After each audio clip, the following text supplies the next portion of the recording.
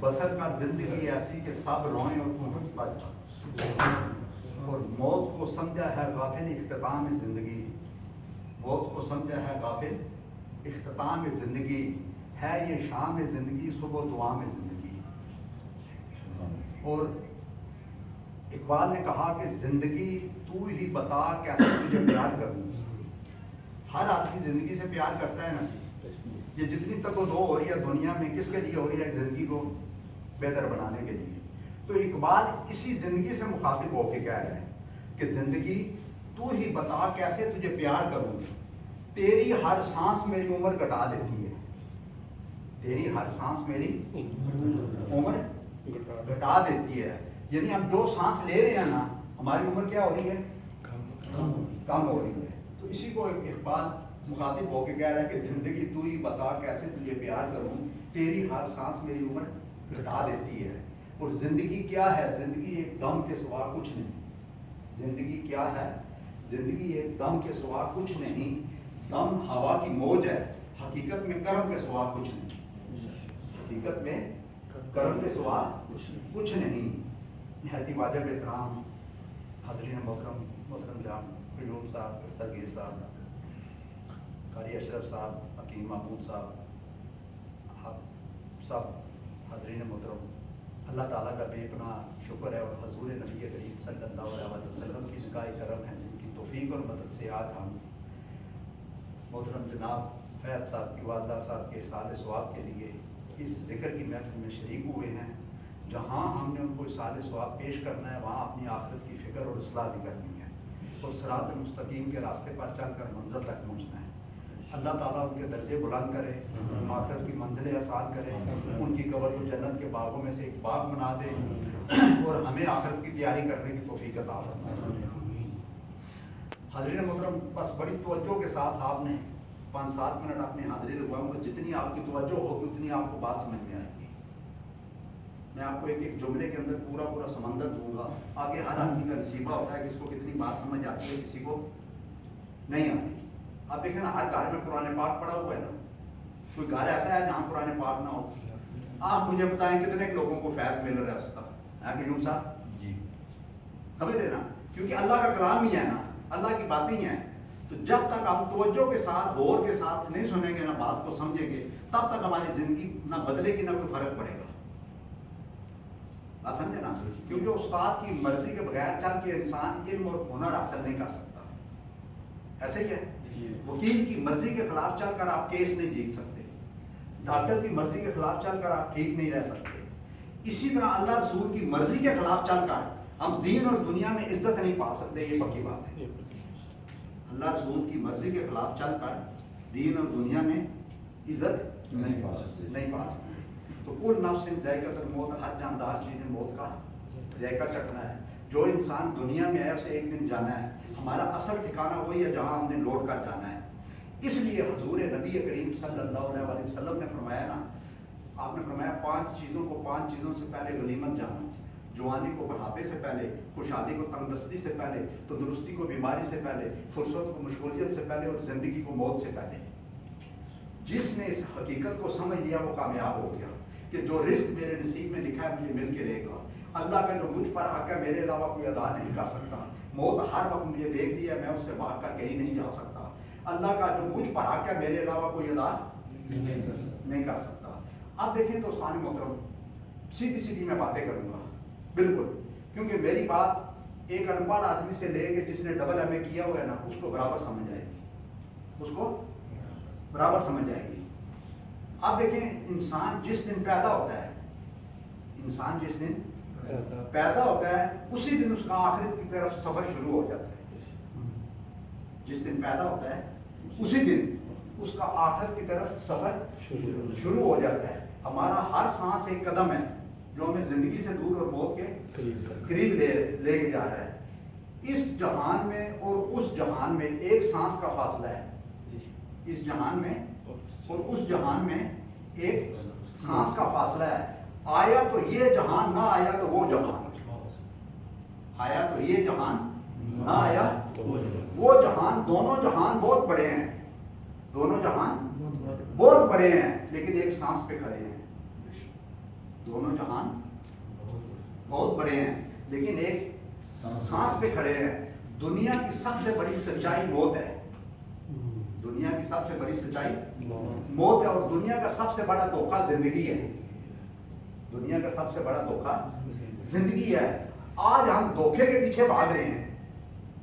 ہم کس کے پیچھے بھاگ رہے ہیں؟ دھوکے کے پیچھے بھاگ رہے ہیں. آپ دیکھیں نا دوستان محترم, دنیا میں ہمارا کچھ نہیں ہے.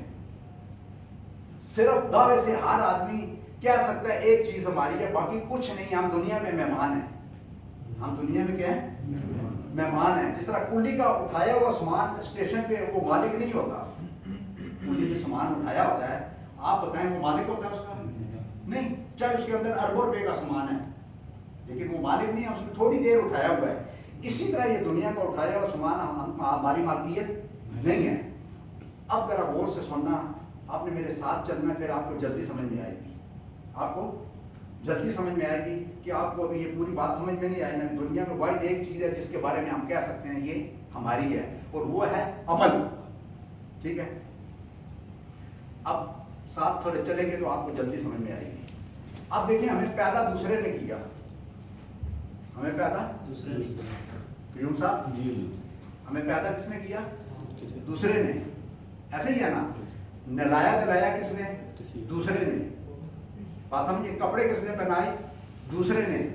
ہمارا نام کس نے رکھا؟ دوسرے نے. زید بھائی ہمارا نام کس نے رکھا؟ کان میں اذان کس نے دی؟ دوسرے.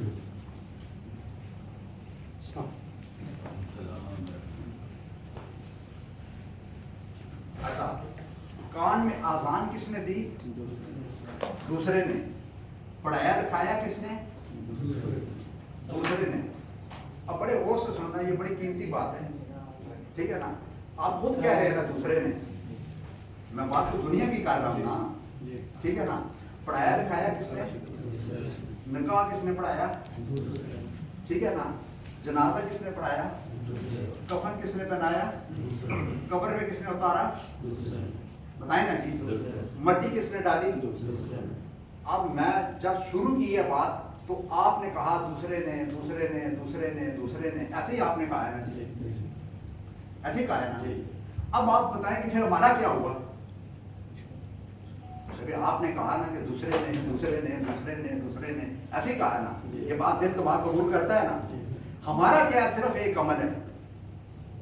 ہمارا کیا ہے؟ صرف ایک عمل ہے. اگر اچھا ہوا تو عزت کی معراج سے آگے لے جائے گا, اچھا ہوا تو افلاق سے اوپر لے جائے گا, برا ہوا تو خاک سے نیچے لے جائے گا.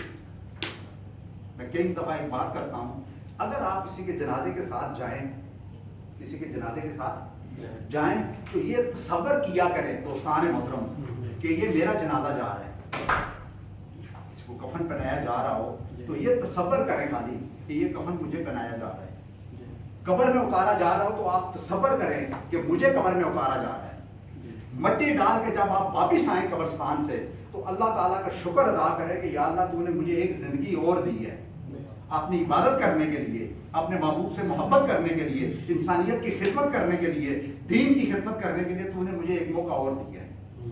ورنہ اس جگہ سے کون واپس آتا ہے بتائے نا آتا ہے.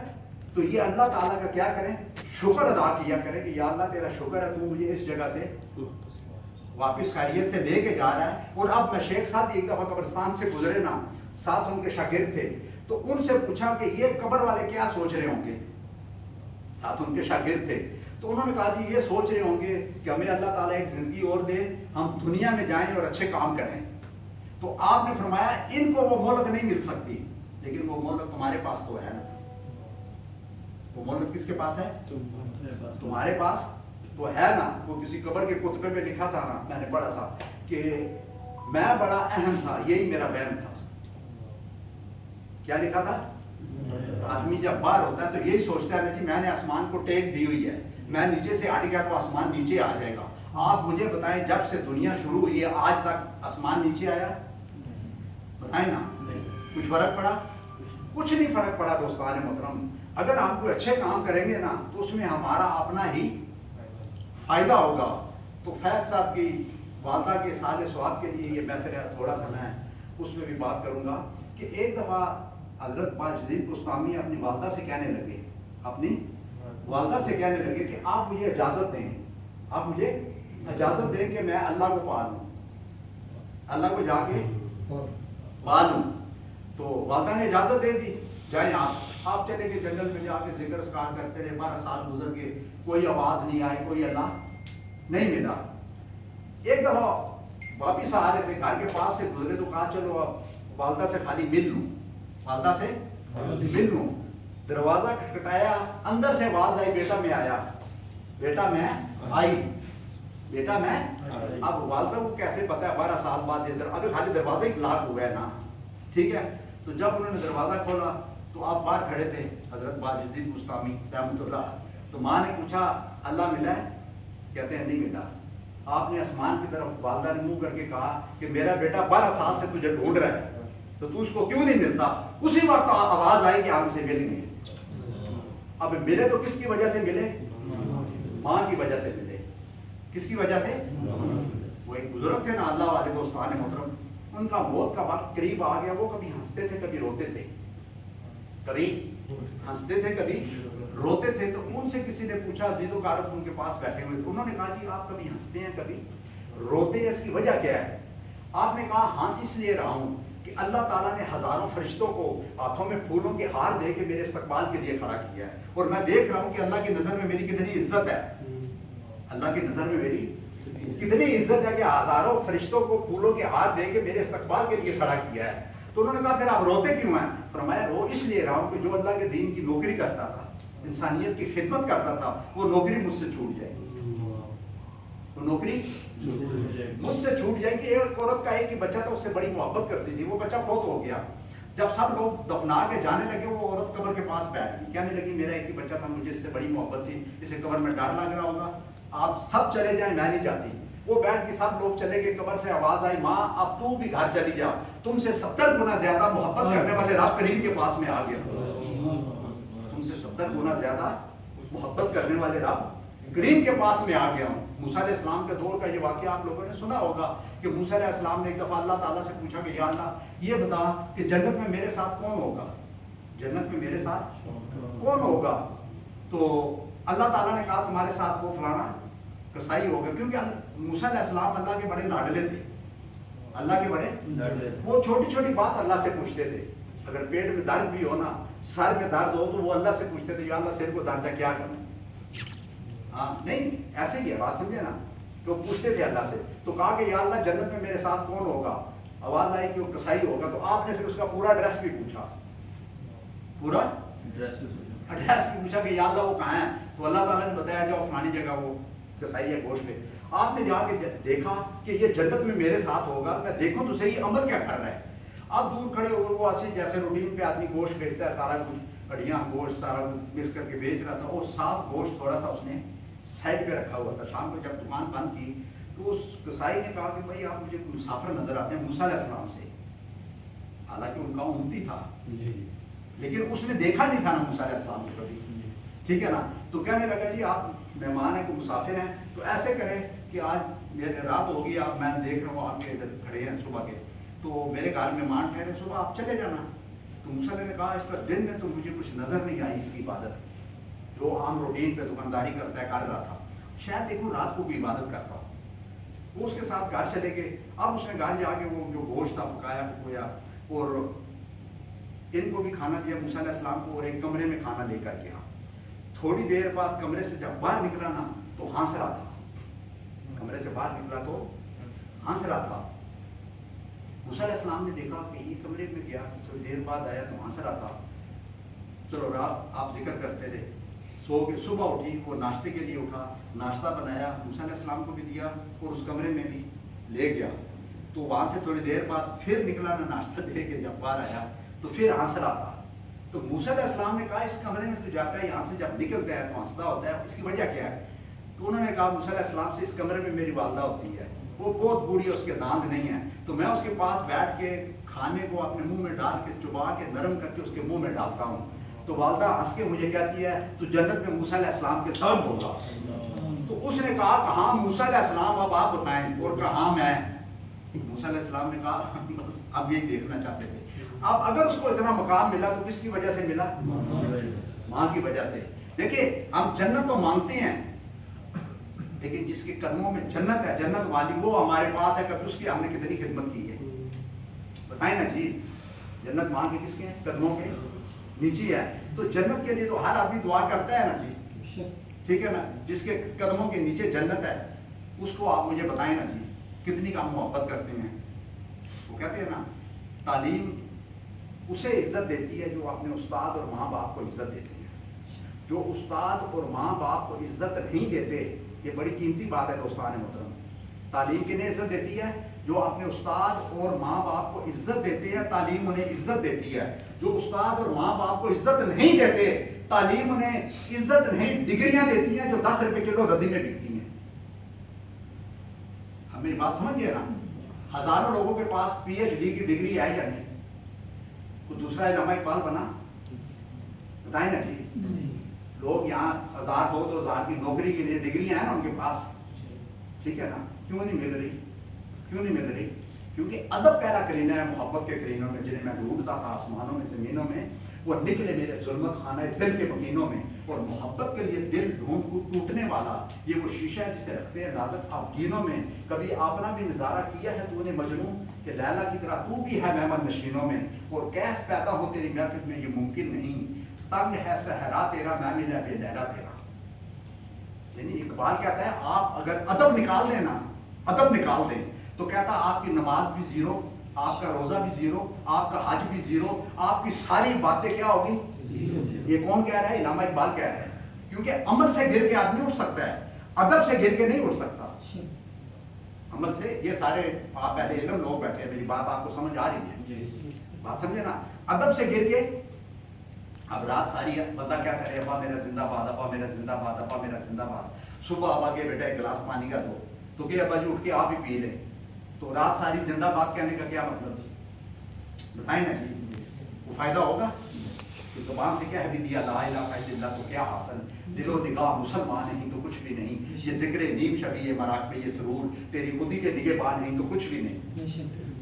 تیری خودی کے نگہبان نہیں تو کچھ بھی نہیں. تو دوستان محترم جب آپ کسی کے گھر جاتے ہیں, مثال کے طور پہ میں ایک بات کر رہا ہوں, تو خوشی کے موقع پر جب آپ اس کے گھر جاتے ہیں تو کوئی گفٹ لے کے جاتے ہیں بتائیں نا, جاتے ہیں نا. تو اسی طرح جب آپ کسی کے گھر آئے دعا کرنے کے لیے تو اپنے گھر سے نکلے نا تو سورت فاتحہ اور سورت اخلاص پڑھتے آئے اس کے گھر آ کے اس کو وہ نظرانہ, یہ کیونکہ مرنے والے کے لیے اس سے بڑا تحفہ اور کوئی نہیں. آپ دیکھیں نا جب وہ دعا کرتے ہیں نا تو کہتے ہیں نا بھائی 3 دفعہ سورت, ایک دفعہ سورت فاتحہ, 3 دفعہ سورت اخلاص, ایسے کہتے ہیں نا. تو یہ آپ قاری صاحب آپ سب لوگ بیٹھے ہوئے ہیں, 3 دفعہ سورت اخلاص پڑھنے سے کتنا کس کا ثواب ملتا ہے جی؟ پورے قرآن پاک کا, ٹھیک ہے نا. اب پورے قرآن پاک کا ثواب, اور دوسری اگلی میں آپ کو ایک بات اور بتاؤں, یہ تو ایک قرآن پاک کا ثواب ہو گیا, ایک سورت فاتحہ کا ہو گیا, ایک پورے قرآن پاک کا ہو گیا, یہ ایک ایک آدمی کر رہے ہیں, ٹھیک ہے. اس کے بعد جب ہم 3 دفعہ پڑھتے ہیں سورت فاتحہ, سورت اخلاص پڑھتے ہیں, 3 بار پڑھتے ہیں نا, تو 3 تسبیحاں ہوئی. ایک تسبیح کے اندر 33 دانے ہوتے ہیں. 3 تسبیحوں کے دانے ملائے تو کتنے بنتے ہیں؟ 99. 99 کیا ہے؟ اللہ کے نام. 99 کیا ہے؟ اللہ کے نام. یعنی اس میں اللہ کے 99 ناموں کی برکت بھی آ جاتی ہے. ایک قرآن کی برکت, اللہ کے 99 ناموں کی بھی برکت اس میں آ جاتی ہے. تو اب 1-2 باتیں یہ محرم الحرام کے حوالے سے کر کے, تو بس آپ دیکھیں کہ اصل حسینی وہ ہے جس کے اندر عشق حسین بھی ہو اور مشن حسین بھی ہو. عشق حسین بھی ہو, مشن حسین بھی ہو, اور جو ہاتھ سے بھی جہاد کرتا ہو, قلم سے بھی جہاد کرتا ہو, کلام سے بھی جہاد کرتا ہو, اپنے اخلاق سے بھی جہاد کرتا ہو, کردار سے بھی جہاد کرتا ہو, ہر عمل سے کیا کرتا ہو؟ جہاد کرتا ہو. تو دوستان محترم اس لیے حضور نبی کریم صلی اللہ علیہ وسلم نے فرمایا جس نے حسین سے محبت کی اس نے مجھ سے محبت کی, اور جس نے مجھ سے محبت کی اس نے اللہ سے محبت کی. جس نے حسین سے بغض رکھا اس نے مجھ سے بغض رکھا, اور جس نے مجھ سے بغض رکھا اس نے اللہ سے بغض رکھا. جو آدمی دوستان محترم جس کے ساتھ جڑ جاتا ہے, جو آدمی جس کے ساتھ جڑ جاتا ہے، ٹھیک ہے نا. اب اللہ تعالیٰ موجود ہے نا جی، کہ ہمیشہ رہنے والا ہے، ٹھیک ہے. جو اللہ کو چاہنے والے ہیں، اللہ کے ساتھ جڑ گئے ہیں، آپ مجھے بتائیں وہ بھی ہمیشہ کے لیے ہوگے یا نہیں ہوگے؟ بتائیں نا. کیونکہ دیکھیں ہزاروں سال زندہ رہنے کے لیے 1000 سال کی عمر نہیں چاہیے. ہزاروں سال زندہ رہنے کے لیے 1000 سال کی عمر نہیں چاہیے. آپ اس چھوٹی سی عمر میں بڑے بڑے کام کر جائیں، آپ ہزاروں سال تک زندہ رہیں گے. حضرت بلال کو لیں، صدیق اکبر، عثمان غنی، عمر فاروق، میری بات سمجھ رہے ہیں نا، خالد بن ولید، یہ لوگ، داتا صاحب کو لے لیں، خواجہ غریب نواز کو لے لیں، دستگیر صاحب، ہو گئے نا، صدیاں ہو ہی ہیں نا جی، ٹھیک ہے. 800-900 1000 سال، اس سے زیادہ 1400 سال تو حضرت بلال ان کو ہو ہی گیا ہے. اس واقعے کو کم از کم 1400 سال ہو گیا ہے. تو آپ دیکھیں زندہ ہیں یا نہیں. کیونکہ جو آدمی جس کے ساتھ جڑتا ہے، جس کے لیے کام کرتا ہے، وہ اس کو فیض دیتا ہے. مطلب آپ کسی پیسے والے کے ساتھ جڑ جائیں نا، آپ کو وہاں سے 4 پیسے ملیں گے. کسی علم والے کے ساتھ جڑ جائیں گے، آپ وہاں سے علم ملے گا. کسی ولی کے ساتھ جڑ جائیں گے، وہاں سے کچھ نہ کچھ فیض آپ کو ضرور ملے گا. لیکن جب آپ اللہ اور اللہ کے رسول کے ساتھ جڑ جائیں گے نا، آپ امر ہو جائیں گے. کیونکہ ہمیشہ کے لیے وہ رہنے والا آپ کو بھی ہمیشہ کے لیے کیا کرے گا؟ کر دے گا. علامہ، بس آخری یہ ایک واقعہ کہ علامہ اقبال کی والدہ جب فوت ہو گئی، علامہ اقبال کی والدہ فوت ہو گئی، فیض صاحب کی والدہ فوت ہوئی ہے، تو مجھے میسج یاد آ گیا جی، دادی جان ان کی. تو مطلب ہے مجھے یہ واقعہ علامہ اقبال کا یاد آیا کہ علامہ اقبال کی جب والدہ فوت ہو گئی تو بہت زیادہ روتا تھا، بہت زیادہ روتا تھا. تو کسی نے اقبال سے کہا کہ تو رات رات ساری روتا رہتا ہے، اس کی وجہ کیا ہے؟ اب میں کسی عام آدمی کی بات نہیں کر رہا ہوں کہ آپ کو سمجھ نہیں آ رہی، اس ہستی کی بات کر رہا ہوں جس کو ساری دنیا جانتی ہے اور اچھے لفظوں سے جانتی ہے. خالی جانتی نہیں ہے بلکہ اچھے لفظوں سے جانتی ہے.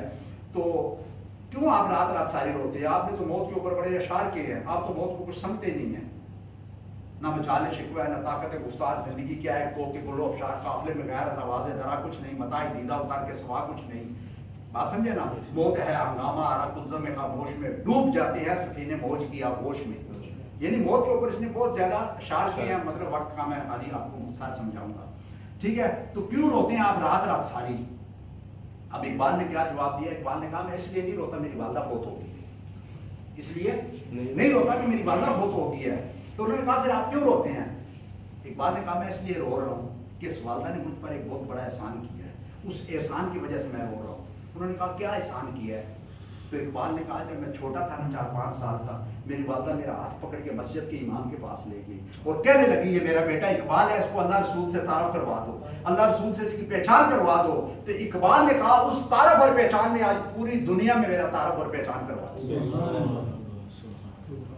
اس تعارف اور ہم اپنے بچے کو جب داخل کرتے ہیں تو کیا سوچتے ہیں بتائیں نا جی؟ اس کے دل میں اللہ رسول کی محبت ڈالتے ہیں یا دنیا کی؟ چلے اپنے آپ سے پوچھ لینا، اپنے من میں ڈوب کر پا جا سوال زندگی، تو اگر میرا نہیں بنتا تو نہ بن، اپنا تو بن. من کی دولت آتی ہے تو پھر جاتی نہیں، تن کی دولت چھاؤں ہے، آتا ہے دن جاتا ہے دن. اور پانی پانی کر کے مجھ کو کلندر کی یہ بات، جھکا جا تو غیر کے آگے نہ تن تیرا نہ من، اور جنت خود بخود ترسے گی تیرے وجود کو. اقبال ذرا چل کے تو دیکھ نبی پاک کے نقش قدم پر.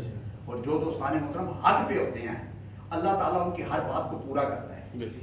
اللہ تعالیٰ کیا کرتا ہے ان کی؟ کیونکہ اس کے ساتھ جو جڑ جاتے ہیں نا. اگر ایک پیسے والے سے ہمیں لالچ ہے کہ 4 پیسے ملیں گے، تو کیا رب سے کوئی لالچ نہیں ہے ہمیں؟ بتائیں نا جی.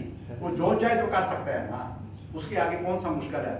دنیا بنانے میں اس نے ٹائم لگایا، ختم کرنے پہ کون کہے گا خالی ایک دم ختم ہو جائے گا. سیدنا امام زین العابدین رضی اللہ تعالیٰ نے، یہ مجھے آگے واقعہ اس پہ ختم کر دوں گا. سیدنا امام زین العابدین رضی اللہ تعالیٰ نے ایک دفعہ باغ میں بیٹھے ہوئے تھے.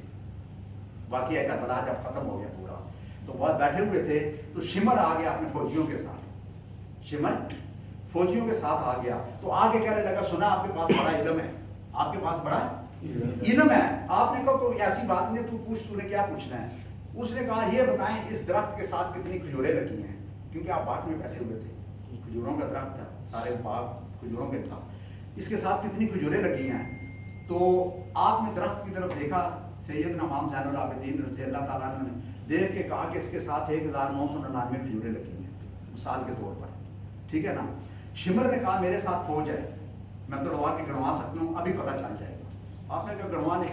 اس نے فوجیوں کو لگایا، انہوں نے کیا توڑتا آ کے وہ کھجوریں گنی. جب گنی تو 1999 پوری نکلی. اب یہ بات سمجھنے والی ہے دوستان محترم، ٹھیک ہے. شمر نے کہا آپ کو پتا تھا کہ اس کے ساتھ اتنی کھجوریں ہیں؟ آپ نے کہا مجھے نہیں پتا تھا، مجھے نہیں پتا تھا. تو انہوں نے کہا یہ پوری کیسے نکلی؟ آپ نے کہا جو ہم زبان سے کہہ دیتے ہیں رب ویسے ہی کر دیتا ہے. جو ہم زبان سے، کیونکہ جو اس کے راستے پہ چلتے ہیں. اقبال نے کہا نا خرد بندوں سے کیا پوچھوں کہ میری ابتدا کیا ہے، میں تو اس فکر میں رہتا ہوں کہ میری انتہا کیا ہے.